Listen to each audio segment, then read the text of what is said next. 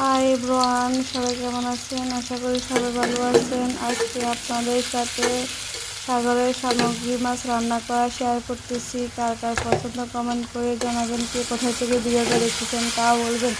পুরো ভিডিও দেখতে থাকেন। আল্লাহ হাফেজ।